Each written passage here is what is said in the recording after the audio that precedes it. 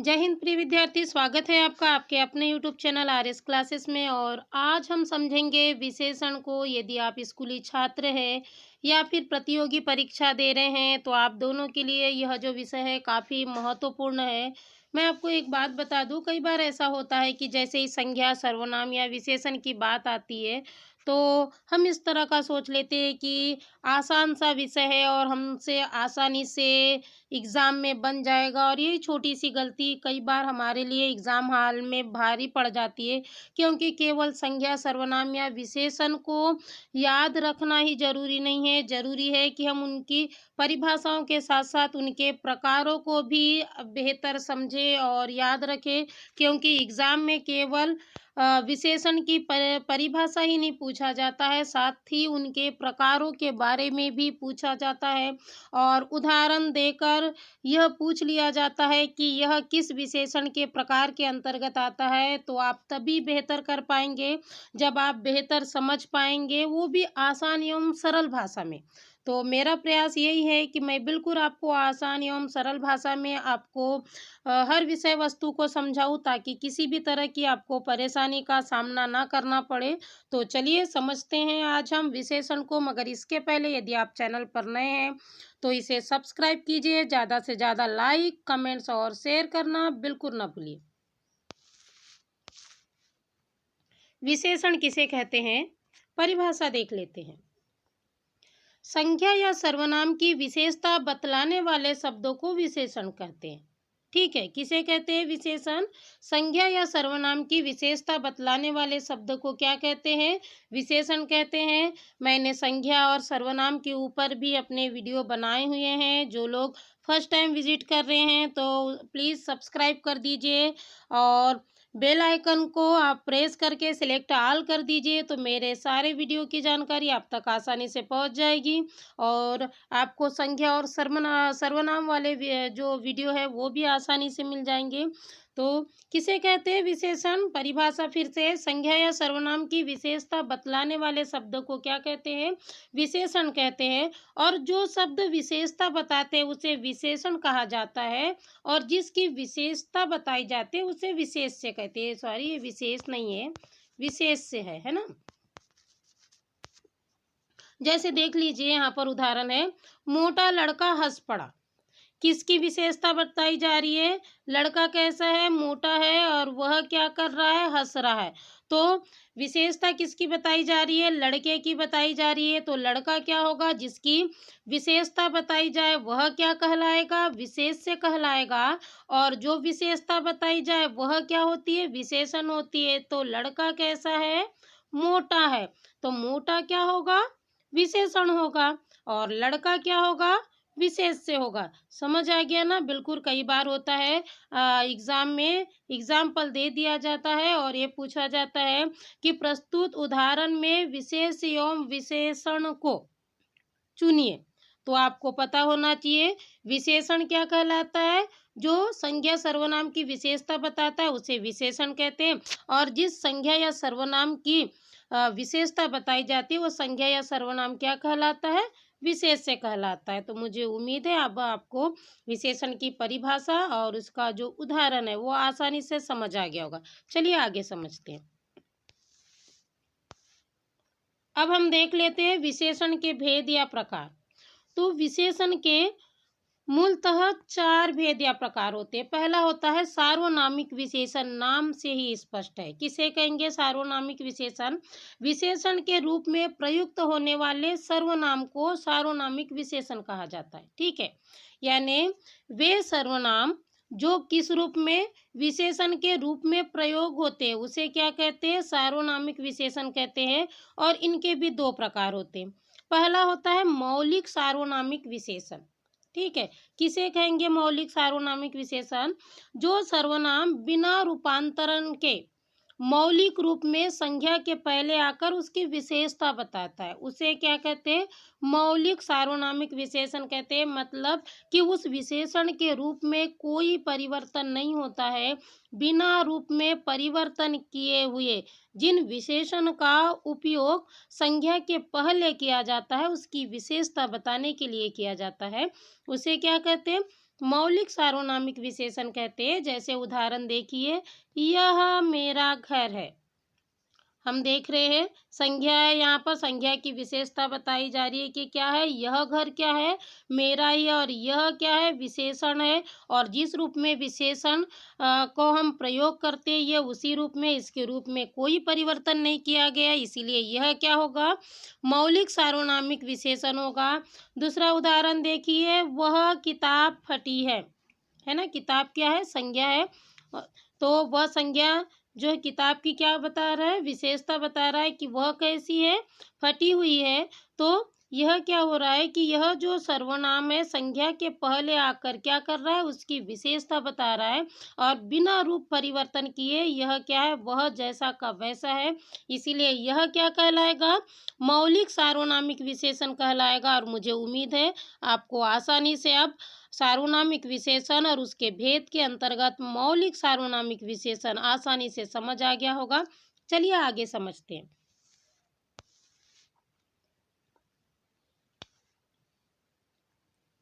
आगे है यौगिक सार्वनामिक विशेषण। अब यौगिक सार्वनामिक विशेषण क्या होगा, हमने क्या देखा मौलिक सार्वनामिक विशेषण में कि जिसके रूप में कोई परिवर्तन नहीं होता सर्वनाम के, और वह क्या होता है, मौलिक रूप में प्रयुक्त होता है, इसे मौलिक सार्वनामिक विशेषण कहते हैं।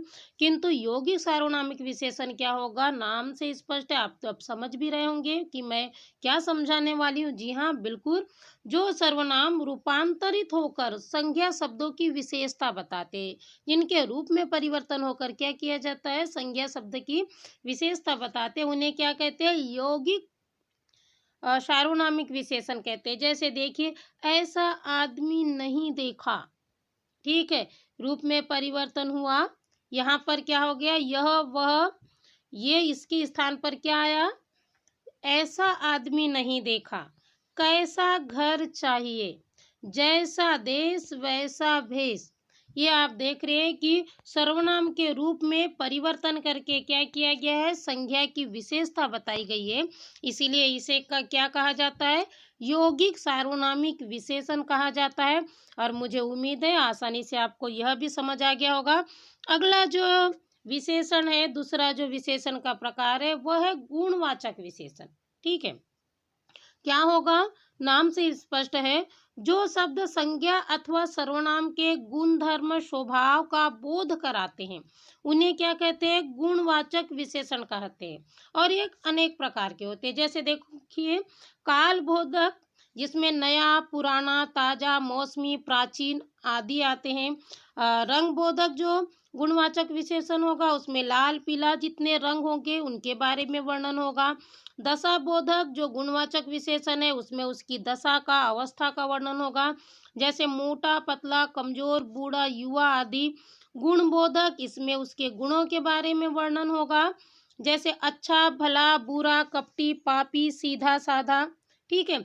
आकार बोधक विशेषण, यह क्या होगा, जिसमें क्या होगा कि उसके आकार के बारे में वर्णन होगा। जैसे गोल है, चौकोन है, तिकोना है, ये चौकोन है, ठीक है, तिकोना है, लंबा है, नुकीला है, पतला है, मोटा है, ये सब किसके अंतर्गत आएंगे, गुणवाचक विशेषण के अंतर्गत आएंगे। कई बार एग्जाम में आपको उदाहरण दे दिया जाता है कि यह शर्ट पुराना है, या वह पुराने वर्ष की बात है, या यह दीवार काफी प्राचीन है। तो आप बताइए कि इसमें किस जो विशेषण का प्रकार होगा। तो आपको याद रखना है, जब समय से संबंधित बात कही जाए तब वहां पर क्या होता है, काल बोधक गुणवाचक विशेषण होता है। या फिर ऐसा आपको उदाहरण में दे दिया जाए कि यह पीला रंग मुझ पर नहीं भाता है, या हरा रंग सबको आकर्षित कर देता है। इस तरह अगर कभी हो और आपको बोले कि इसमें कौन सा विशेषण होगा, तो आपको बिल्कुल याद रखना है कि वह क्या होगा, गुणवाचक विशेषण होगा। जैसे वह आदमी बूढ़ा हो चुका है, या वह बहुत कपटी है, या फिर यह कह सकते हैं त्रिभुज तिकोना होता है, या नदी बहुत लंबी है।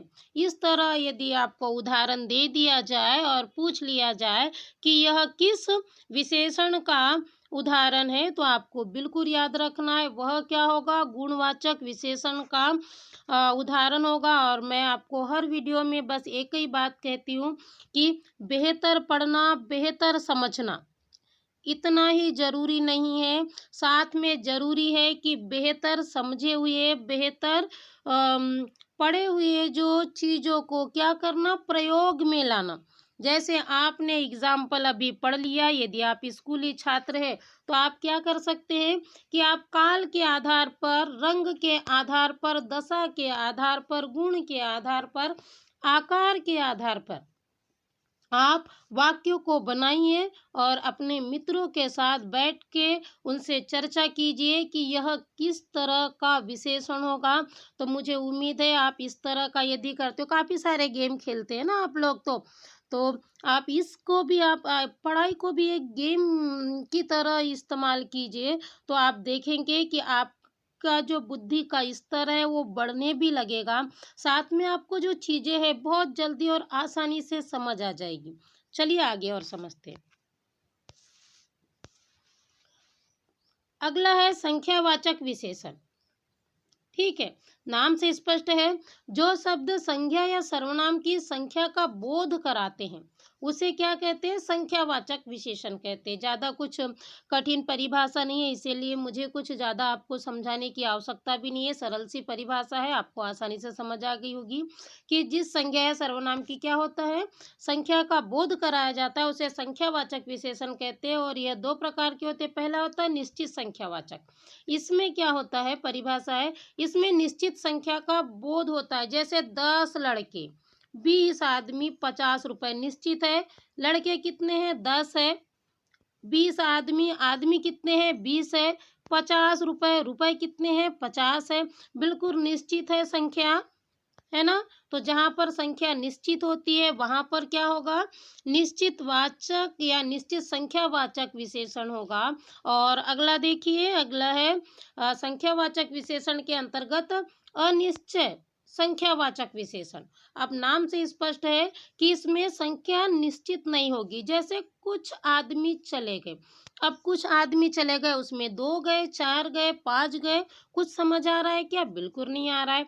कई लोग आए थे, अब कई लोग आए थे, कितने लोग आए थे बाबा, 10 आए थे, 20 आए थे, 50 आए थे, 500 आए थे, कोई गिनती है, बिल्कुल नहीं है ना।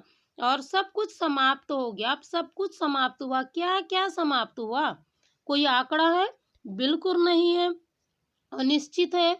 तो जहां पर वस्तु का अनिश्चय होता है, संख्याओं का अनिश्चय होता है, वहां पर क्या होता है, अनिश्चयवाचक विशेषण होता है। और जहां निश्चय होता है वहां पर निश्चय संख्यावाचक विशेषण होता है। मुझे उम्मीद है आपको यह भी आसानी से समझ आ गया।